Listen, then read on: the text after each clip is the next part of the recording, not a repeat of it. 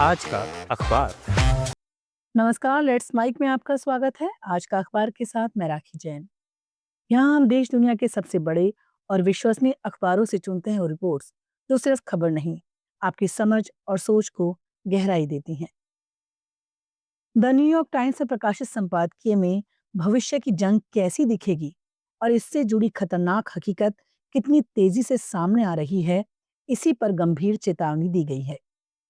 लेख कहता है, दुनिया के दो सबसे ताकतवर देशों अमेरिका और चीन के बीच भरोसा इतना कम हो गया है कि अब वो एक दूसरे से सिर्फ हथियार नहीं बल्कि डीएनए तक बचाकर चल रहे हैं। उदाहरण के तौर पर बताया गया कि 2030 में बाइडेन शी मुलाकात के बाद शी जिनपिंग की टीम मेज की हर जगह को स्प्रे से साफ कर रही थी ताकि कोई उनका डीएनए भी ना जुटा सके।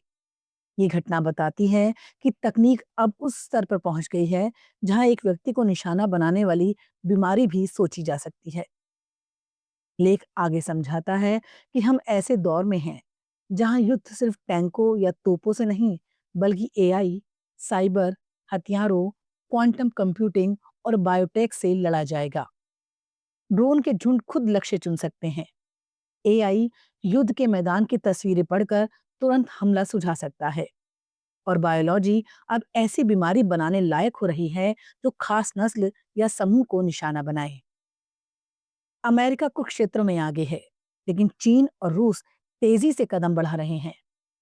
टाइम्स का संदेश साफ है, अगर अमेरिका को भविष्य की जंग रोकनी है तो उसे तकनीक में निवेश, विश्वविद्यालयों और निजी कंपनियों के साथ साझेदारी और नई सुरक्षा नीतियों पर एकजुट होकर काम करना होगा।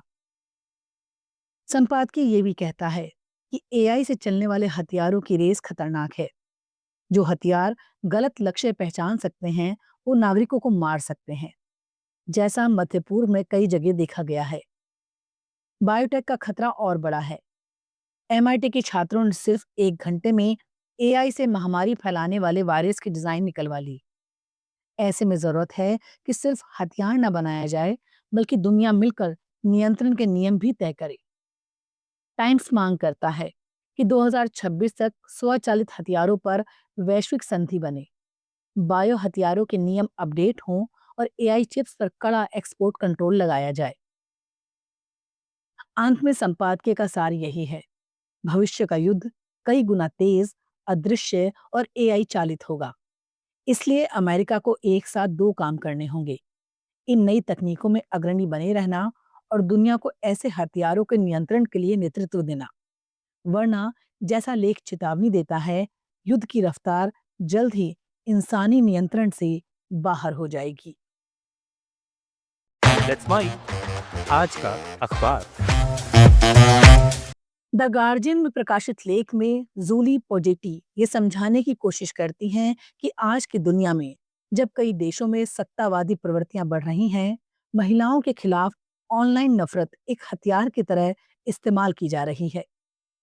लेख का मूल संदेश ये है कि इंटरनेट पर होने वाली बदसलूकी, ट्रोलिंग, धमकियां और फर्जी तस्वीरें केवल ऑनलाइन गाली गलौज नहीं है, इनका सीधा रिश्ता असली दुनिया की हिंसा से जुड़ रहा है।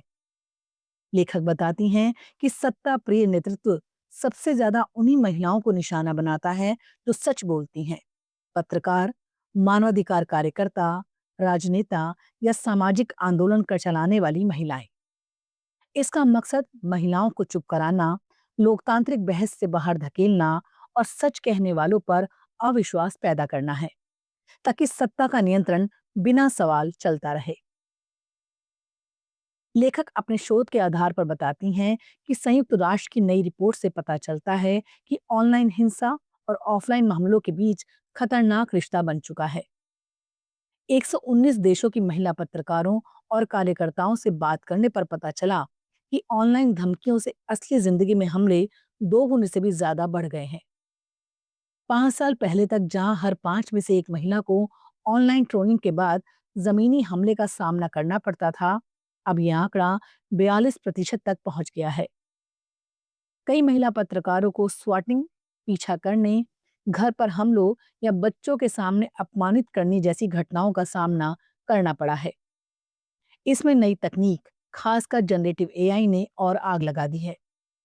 डीप फेक जैसे टूल्स अब मिनटों में महिलाओं की छवि बिगाड़ने, झूठ फैलाने और उनकी साख गिराने के काम में इस्तेमाल होने लगे हैं। लेख साफ कहता है, ये हिंसा एक दुष्चक्र बन चुकी है। ऑनलाइन धमकी से असली हमला होता है, फिर असली हमला ऑनलाइन नफरत को और बढ़ाता है, और ये चक्र तब और भयावह हो जाता है जब सत्ता में बैठे नेता खुद इस हमले का हिस्सा बन जाते हैं। दुनिया के कई देशों, मैक्सिको, भारत, दक्षिण अफ्रीका, ब्रिटेन, अमेरिका के उदाहरण देकर लेख दिखाता है कि महिला पत्रकारों को निशाना बनाना अब ग्लोबल पैटर्न है। लेखक याद दिलाते हैं कि माल्टा की पत्रकार डैफ्ने कारुआना गलीजिया का मामला इस बात का सबसे दर्दनाक सबूत है कि ऑनलाइन नफरत असली हिंसा में बदलने में ज्यादा समय नहीं लगाती। इस लेख के जरिए द गार्जियन कहना चाहता है कि महिलाओं के खिलाफ डिजिटल नफरत को सिर्फ इंटरनेट की बात समझना अब खतरनाक भूल है।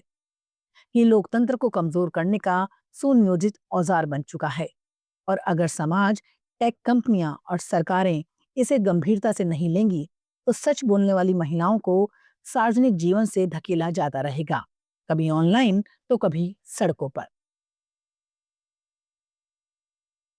अल जजीरा में प्रकाशित लेख में यमन के भीतर बन चुकी सत्ता की जटिल तस्वीर को बहुत साफ शब्दों में समझाया गया है।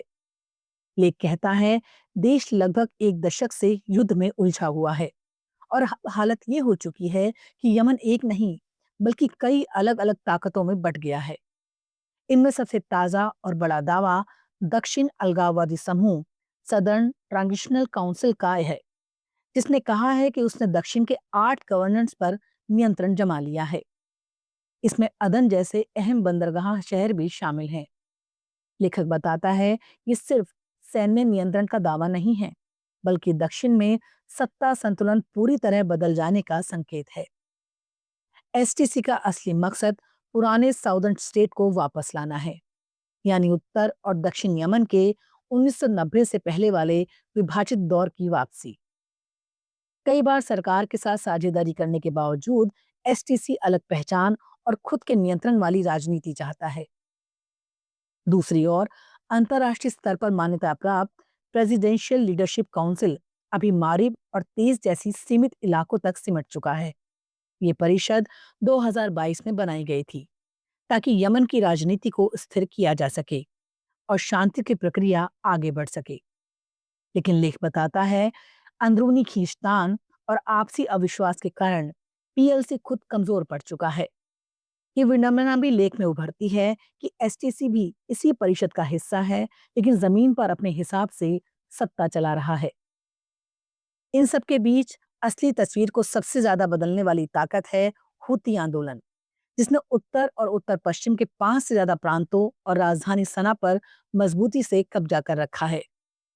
ईरान समर्थित ये समूह 2014 में सत्ता पर चढ़ाई करके पूरे देश की राजनीतिक संरचना हिला चुका है।